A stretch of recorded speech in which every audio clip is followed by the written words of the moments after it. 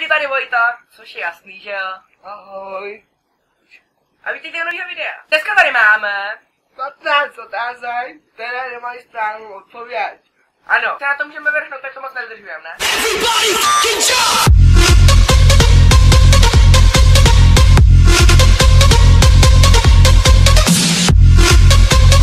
Radši byste žili 1000 let jeden život, anebo byste radši žili 10 životů po 100 letech? Asi 10 životů. 10 životů, no. Nevím, asi bych taky možná žil těch 10 životů po 100 letech. Zase kdyby jsem třeba žil ten druhý život, tak bych jsem mohl třeba mouchat, to už by bylo takový horší. nevím. To je strašně dlouhý 1000. Dobrá, no. Vrhneme se na další otázku radši. Radši byste měli po zbytek života škytavku, anebo byste radši měli po zbytek života pocit, že se vám chce pšíknout? Já bych taky měl škytavku, to by jsem ten pocit by byl divnej. Radši bych jsem bral po zbytek života škytavku. Otázka číslo 3. Radši byste měli číst myšlenky, ale byli analfabeti, nebo byste je radši uměli číst?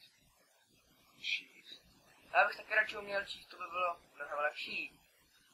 To otázka byla rychle uzavřena. Čtvrtá otázka! Radši byste jedli hovno, co chutná jako čokoláda, nebo jedli čokoládu, co chutná jako hovno?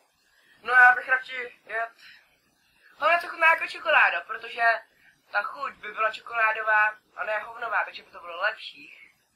Byl by jsem lepší pocit v puse. No, i když by jsem, já bych přemýšlel na tím, že ta čokoláda, ono by to taky chutnalo.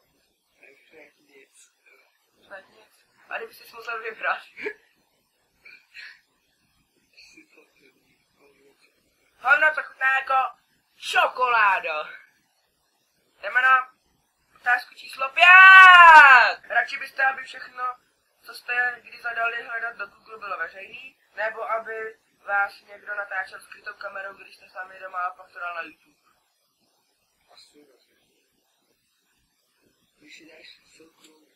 Ale to by bylo taky veřejný, když to myslíš jako. Asi veřejný. Asi to první. Asi jo. Na Google. Chceš to lepší na seznamu. Chceš vaše pery, třeba já mám pery. Dobře, od dneška všechno budeme psát do opery a bereme to první. Otázka číslo 6. Radši byste, kdyby hlasitě zadrčel zvonek pokaždý, když se vzrušíte, anebo radši byste cítili bodnutí v hlavě pokaždý, když někdo řekne vaše jméno? Když neslyšíš. To každý řekne někdo tvé jméno, jo? Když neslyšíš. OK. Když ho neuslyšíš, tak najdu ti bodná. Co? No, jsi tam je. Víš co? Petře? Au! Petře? Au! Petře? Au! Petře? Au! Nech to už! Sedmá otázka, jdeme na to. Radši byste měli sex s kozlem, ale nikdo by o tom nevěděl. Nebo byste radši neměli sex s kozlem, ale všichni by si to mysleli, že jo. Co si o to myslíš? Ty si myslíš, že by si radši neměl sex s kozlem, ale všichni by si mysleli, že ano? Jo. Asi jo. Já si myslím, že s kozlem by jsem neměl sex, protože já nejsem na chlapce, jenom na děvčata. Takže takhle bych to vyřešil já. Osmá otázka!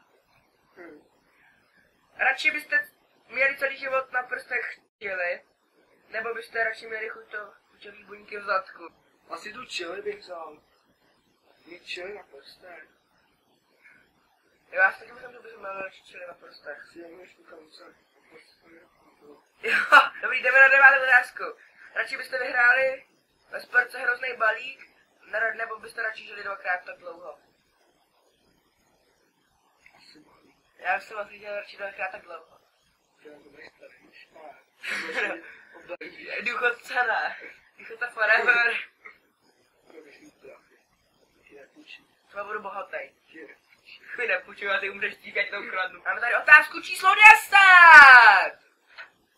Radši byste, kdyby vaše hlava fungovala jako iPod, a vy jste mohli imrpére poslouchat, jakou muziku chcete, anebo kdyby vaše sny zaznamenávaly a vy jste naděli, jak mohli koukat ve videu.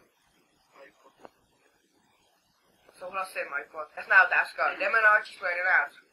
Radši byste měli v životě tlačítko replay, nebo radši byste měli v životě tlačítko power? Replay, vole, můžeš stavit čekej, kdyby to Na starci vole. Když si třeba teď máš, vole, ten variány nebo? Jo, stavíš, vole, všechno přesně. dělal.